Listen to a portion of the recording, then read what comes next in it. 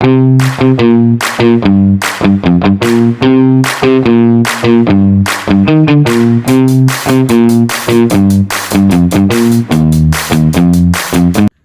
ma'am. So now we will tackle our topic, the Ifugao tribe. So the Ifugao tribe, people from the hill, also known as the Ifugao, Ipugo, and Ifugao, lives in a mountainous region. Former headhunters who are famous for a spectacular mountain hugging rise. So former headhunters who are famous for spectacular mountain hugging rice terraces. So Ifugao tribe, which means people from the hill, it's because nagpuyo sila sa isa ka bukiran sa una, and sa una pong panahon kay nakigsukol sila sa mga Spaniards, so they were able to keep their cultures and traditions. So for the clothing, for men, upper and lower garment, one or loincloth, traditional Hanovan loincloth worn by men. So mo ni traditional suotonon sa mga laki sa upper and lower garment. And for the women, upper garment, lama, a short traditional blouse worn by women. So lama mo ni ginasuot sa mga bayi sa ilang upper garment when they are working sa rice fields. And their lower garment for women, tolgi or tapis, a wrap around skirt that serves as the traditional lower garment. So sa lower garment, it is called tolgi nga lang himuong itapis. And for the accessories for men, pungot headdress, a traditional headpiece made of woven cloth, feathers, and beads. So pungot or headdress mo nilang ginawari during sa ilang ceremonies, rituals, festivals, or mga traditional gatherings. So women, pango or beaded necklace. They are often made of agate beads, glass, and sometimes gold or silver. So kani siya nga necklace, if unsa nga type sa beads ay mo necklace, nag-reflect siya sa gasuot if portaan ba. And their location, located in the Cordillera Administrative Region of Luzon, reside in northern Luzon, Banawe of the Cordillera Mountain Range. So one of their subgroups, Angayan Ifugao, main subgroups of the Ifugao people. So their religion, animism, the belief that all things including animals, plants, rocks, and rivers possesses a spirit or soul. So sa religion nila, ang animism, ilang gituuhan nga ang animals, plants, rocks, and rivers na sila yung mga spirits. And the polytheism, the worship of multiple gods. So they worship multiple gods, magic, the manipulation of supernatural forces to achieve specific outcome. And mythology, a collection of sacred narrative featuring supernatural characters that explains the origins of the world. So mythology, mga sinaunang panahon nga ilang gituuhan. And the Catholicism, religion of the majority of Ifugaos who converted from their original animistic belief. So Catholicism, mao na nilang religion karon nga may convert silang daang gituuhan before. And their language, and one of the examples sa ilang language is ilahang greetings sa good day is maphod ang ngalan.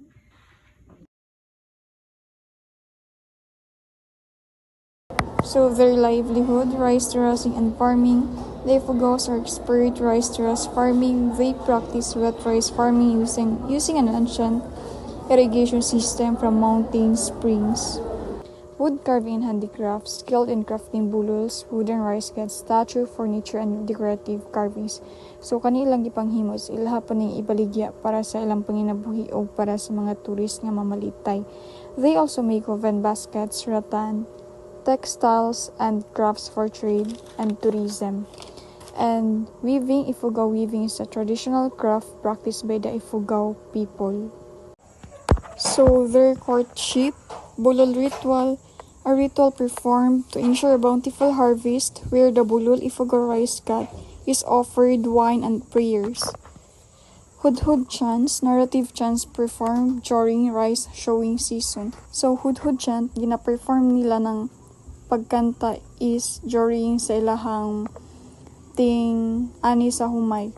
And bugwa exhumation ritual is a unique practice where bones of the deceased are cleaned and reburied to the grave, lubok to honor ancestors.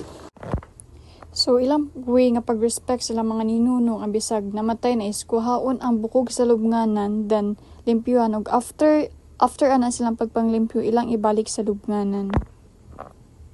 Bulwa, practice of meat sharing where the meat of the sacrificed animal is shared among those who help in bugwa. So their courtship, ka-icing, practice where men and women are separate into different houses. Agamang, the house where the girls live and where the actual courtship takes place. So agamang mauni ang kanang pagpangharana. So the marriage, uyaoy, traditional marriage are ceremonies where the groom wear a headdress called a kango hornbill. So when a groom wear a headdress called a kango hornbill, to the house where the boys live, arranged marriage are traditionally arranged and often categorized by social class. Kadangyan, the wealthy marriages arranged to keep wealth rise to terraces and gowns without the elite class. So, natumok middle class, those who own some land but have least prestige. So, sa ila, if nag-own ka gamay yuta and dili ka ilados lang community, so naara ka sa middle class. Then, nawat-wat the poor, this with little to no land. So, maogin niyang ilahang lower class. Agungat gumtay is a traditional head covering or veil worn primarily by married Hindu and Jain women in the Indian subcontinents to cover their heads and often their faces as a sign of modesty, respect, or tradition. So gina-cover nila ilang head ug ilang noun is because mo na ilang traditional and it's a very sign of respect pod. So their burial, Ifugao burial practices include large called gungat, processions with dancing, display of the body before burial. Gungat is a traditional, often secret multi-chambered burial cave used by the Ifugao people in the Cordillera region of the Philippines, particularly in areas like Quinion, to enter their dead. So before nila ilubong, ilahasay ang sayaw-sayawan, like ilahasay ang seremonyahan. So people celebrate the life of the deceased through dancing, so mo ani gitawag nila nga gungat. And hunga elderly bestows blessings to children before her or his death. Katlo, observance of the third day, which is the most significant day when keeping wake of the dead. So the beliefs, cosmology Ifugao believe in 6 words. So first, the sky world, kabunyan, earth world, Pugao, underworld, Dalong, eastern world, Lagod, western world, Daya, and spiritual world.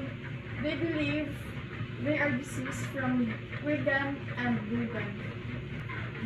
Deities believe in thousands of gods and immortal, deities that can change form or become invisible. Rituals, they perform specific rites, rituals to act for protection against pests and diseases. And bulul, the last, wooden carvings that represent ancestral spirits and deities related to rice cultivation. So let's move on and proceed to the products of Ifugao. So first, tinawon rice. So, from Cordillera.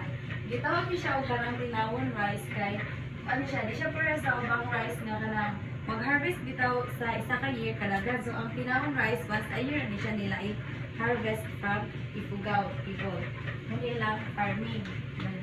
Next, rice wine. So ang rice wine sa Ifugao kaniyong gitawag ti og kana ang bayag in Ifugao. But in Cordillera, gitawag ko siya og kapoy. So next, coffee.